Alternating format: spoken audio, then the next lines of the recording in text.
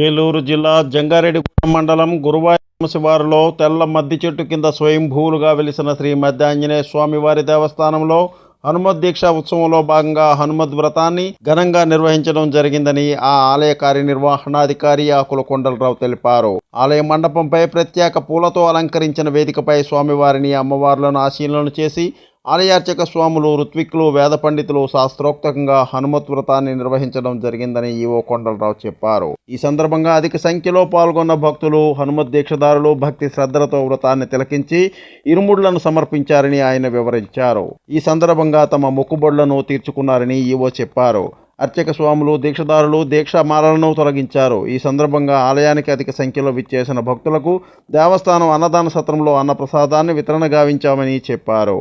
ఇచ్చేసిన భక్తులకు ఎటువంటి అసౌకర్యం కలగకుండా ఆలయ పర్యవేక్షకులు విస్తృత స్థాయి ఏర్పాట్లు చేశారని ఈవో కొండలరావు తెలిపారు. స్వామి స్ఫూర్తి న్యూస్, పశ్చిమ గోదావరి.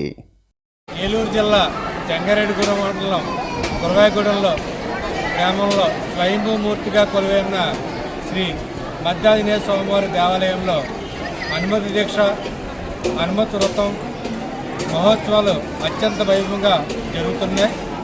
ఈ హనుమత్ దీక్ష మహోత్సవాల్లో భాగంగా ఈరోజు ఉదయం నుండి హనుమత్ వ్రతం, ఇతర కార్యక్రమాలు జరిపి ఉన్నాం. ఈరోజు జరిగిన కార్యక్రమాల గురించి మా స్వామి వివరిస్తారు. మనోజవం మారుతతుల్యవేగం జితేంద్రియం బుద్ధిమతాం వరిష్టం వాతాత్మజం వానరయోధముఖ్యం శ్రీరామదూతం శిరసాన్నమామి. ఈరోజు ఎంతో పర్వదినం, మార్గశిర శుద్ధ త్రయోదశి రోజు పురస్కరించుకుని హనుమద్వ్రత కార్యక్రమాన్ని నిర్వర్తించుకున్నాం. అదే రకంగా త్రయోదశి దగ్గర నుంచి పౌర్ణమి వరకు 3 రోజులుగా హోమ కార్యక్రమం ఉదయం, సాయంత్రము శ్రీ స్వామివారికి హోమం జరుగుతుంది.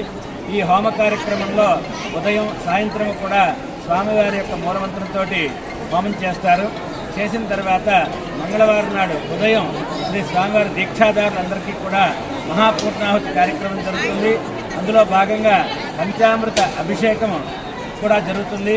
ఈరోజు ఉదయం మార్గశిర శుద్ధ త్రయోదశి హనుమత్ వ్రతాన్ని పురస్కరించుకుని విశ్వక్సేన పూజ, పుణ్యాహవాచన కార్యక్రమంతో పాటుగా పంపానదిని ఆవాహన చేసి, పంపానదితోటి ఆవాహన చేసి శ్రీ స్వామివారికి విశేషంగా హనుమద్వ్రత కార్యక్రమాన్ని సామూహికంగా నిర్వర్తించడం జరిగింది.